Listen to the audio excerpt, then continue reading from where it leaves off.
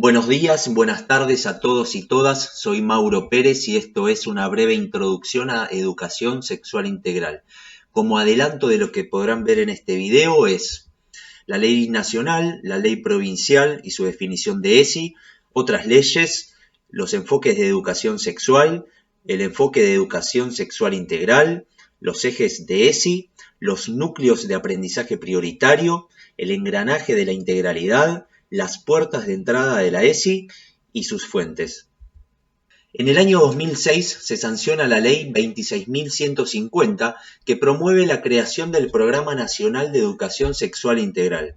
Establece el derecho de los y las estudiantes a recibir educación sexual integral en los establecimientos educativos públicos de gestión estatal y privada de las jurisdicciones nacional, provincial, Ciudad Autónoma de Buenos Aires y municipal.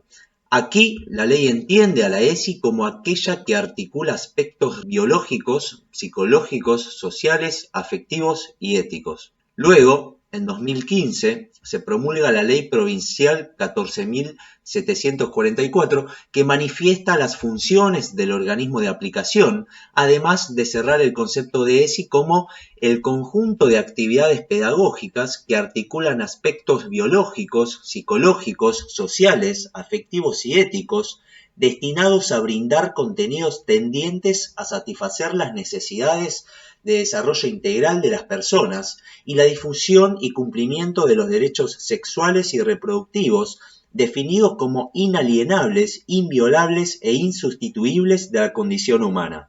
Otras leyes asociadas y que acompañan a estas dos leyes son, por ejemplo, la Ley Micaela, la Ley de Identidad de Género, la Ley de Educar en Igualdad, la Ley sobre Violencia de Género, la Ley de Salud Sexual y Reproductiva, entre tantas otras. Hoy podemos hablar de integralidad en la educación sexual, ya que a lo largo de la historia ha habido otros enfoques desde los cuales se enseñaba la educación sexual. Para diferenciar a cada uno, las preguntas que se despliegan son: ¿qué lugar tienen los y las estudiantes? ¿Qué posición asumen los adultos en su rol docente? ¿Qué intención tiene la propuesta pedagógica en esas situaciones? ¿Qué aspectos de la sexualidad incluye y cuáles no? Respondiendo a estas preguntas podremos identificar desde qué enfoque se implementa la educación sexual. Los enfoques que conocemos son el enfoque médico-biologicista, que entiende la sexualidad desde el punto de vista de la función reproductiva, haciendo énfasis en el estudio de la anatomía y fisiología de la reproducción. El encuentro heterosexual es el único válido, y desde la materia biología en secundaria se propone mostrar los efectos negativos de la sexualidad, la transmisión de enfermedades, los embarazos no intencionales, etc. La autoridad de la palabra de la médica, del enfermero, el psicólogo, la especialista, como indicación u orden de prevención hacia el estudiante. Luego tenemos el enfoque moralista, donde la sexualidad se reduce a la genitalidad heterosexual y expresa un orden natural. Un sistema normativo que dice lo que debe ser y lo que no, lo que está bien y lo que está mal, de acuerdo a prescripciones morales consideradas universales de normalidad y anormalidad, desde una pedagogía mecanicista que no contempla espacios de escucha a realidades diversas. Y su supuesto pedagógico es intervenir sobre la razón y la moral de los y las estudiantes, poniendo énfasis en la abstinencia para prevenir los problemas juveniles. Luego tenemos el enfoque de la sexología, donde se entiende la sexualidad como una construcción que está presente durante toda la vida, desarrollado en base a la psicología y a la medicina. Enfatiza en la necesidad de promover la enseñanza de las buenas prácticas sexuales, prevenir disfunciones, derribar mitos o creencias erróneas y brindar información para conocer y disfrutar el propio cuerpo sexuado. Se acerca al enfoque de la ESI cuando le da importancia a la subjetividad y disfrute, pero se aleja al trabajar la sexualidad más bien desde lo individual.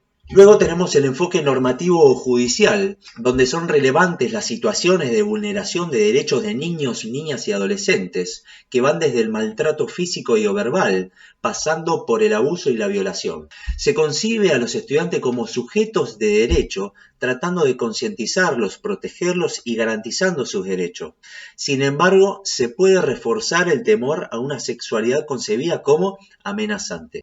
Una pregunta que se nos propone como profesionales es ¿con qué enfoque aprendimos y cuáles están presentes en lo que decimos y pensamos? Por último, entramos en el enfoque integral de la educación sexual, el cual supera la idea de prevención de los riesgos. La salud es un asunto colectivo y un derecho social, y la sexualidad como algo inherente al ser humano, la que requiere contar con relaciones respetuosas, no violentas ni coercitivas. Las personas involucradas son consideradas como sujetos de derecho desde un enfoque normativo anclado en la perspectiva de género y derechos humanos, los cuales plantean como horizonte deseable el ejercicio pleno de los derechos sexuales, reproductivos y no reproductivos, enmarcados por el respeto por sí mismo y por los demás. La concepción de integralidad remite a que no solo debe transmitirse información pertinente y actualizada sobre la sexualidad, sino que debe promover una capacidad crítica de esa información para un ejercicio consciente, autónomo y responsable de esta. La integralidad de la ESI se plasma en los núcleos de aprendizaje prioritario o NAP, que se expresan tomando como base la articulación de los siguientes 5 ejes conceptuales, que se describirán brevemente por separado, pero que a fines pedagógicos se encuentran interrelacionados. Los ejes son cuidar el cuerpo y la salud. La concepción sobre qué es un cuerpo y qué es la salud se ha transformado a lo largo de la historia.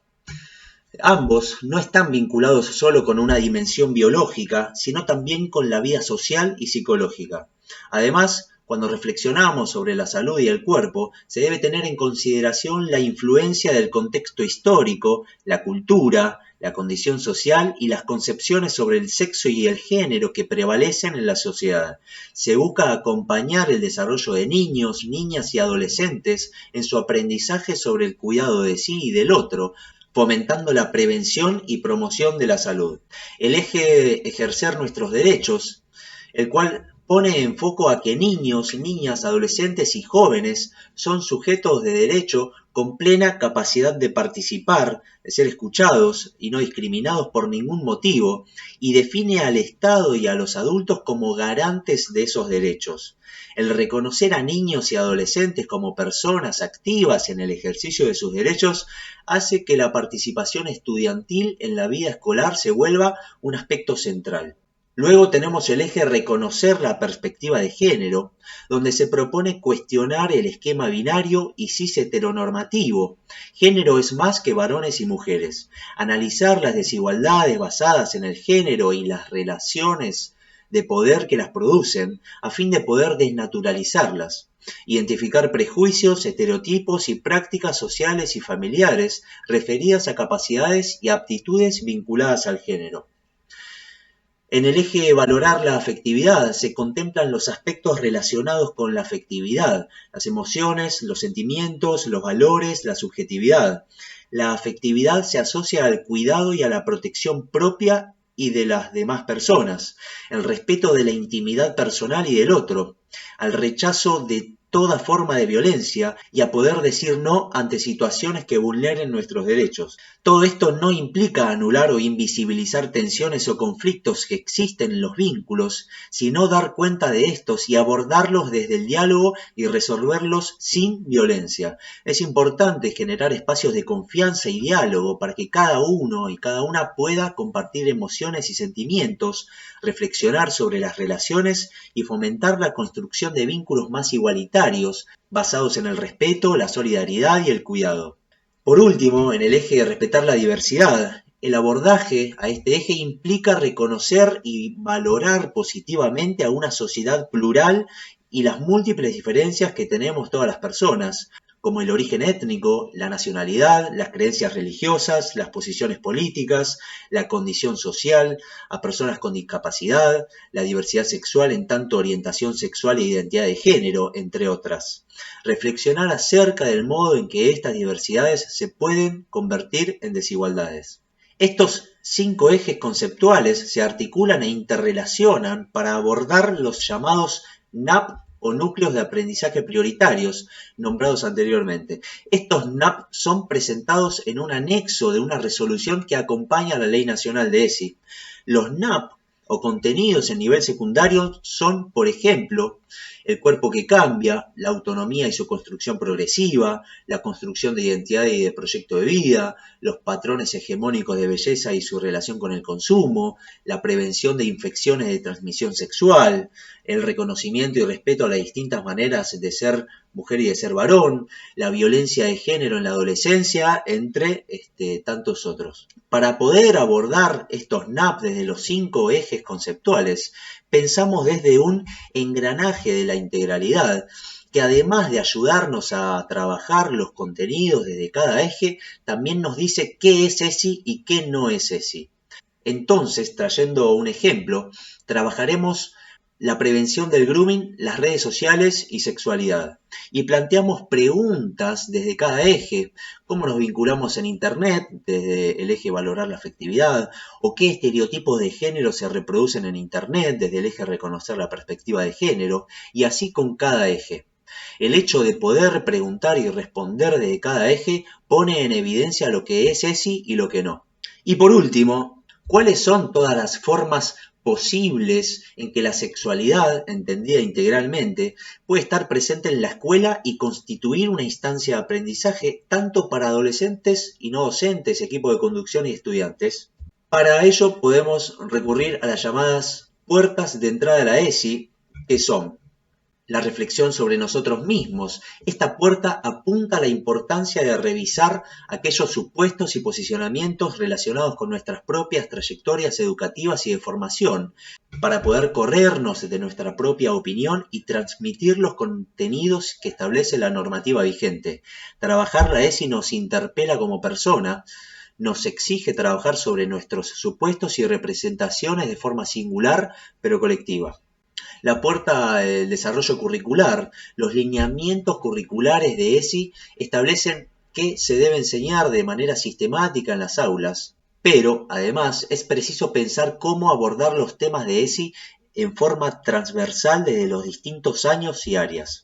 La puerta a episodios que irrumpen son momentos en que ocurren situaciones o eventos no esperados en la escuela que pueden ser conflictivos o disruptivos entre estudiantes o entre estudiantes y adultos. También puede tratarse de situaciones personales que llegan a la escuela como demanda para el acompañamiento. Es importante que la intervención en estos casos esté fundamentada por las normativas vigentes y que cuenten con el respaldo necesario. No se trata de que los docentes actúen solos, sino que puedan hacer un colectivo de profesionales. Los episodios que irrumpen también son oportunidades de aprendizaje que permiten trabajar en diversos aspectos. Luego, la puerta de vida institucional cotidiana, que es preciso revisar la cultura institucional desde el enfoque de derechos, de género y de diversidad propios de la ESI, ya que las regulaciones, las prácticas y los rituales escolares construyen y transmiten sentidos que tiene la escuela sobre la sexualidad. Revisar y transformar las acciones, los discursos, las costumbres escolares que puedan ser injustas o desigualitarias es un objetivo indispensable para la escuela porque implica no ejercer violencias de género y educar en igualdad de derechos. Por último tenemos la puerta de entrada de familia y comunidad. La ESI es una realidad humana tan compleja que no se agota en la escuela. Hay una multiplicidad de instituciones que intervienen en este campo: salud, desarrollo social, justicia, derechos humanos, mujeres, género y diversidad, seguridad, etc. Instituciones tanto del Estado como de la sociedad civil que aportan saberes y experiencia. Es importante que las familias estén informadas sobre el marco normativo vigente que garantiza los derechos de niñas, niños y adolescentes y que se las pueda incluir para reflexionar sobre el lugar y responsabilidad que ocupan como adultos en la vida de estos niños, niñas y adolescentes.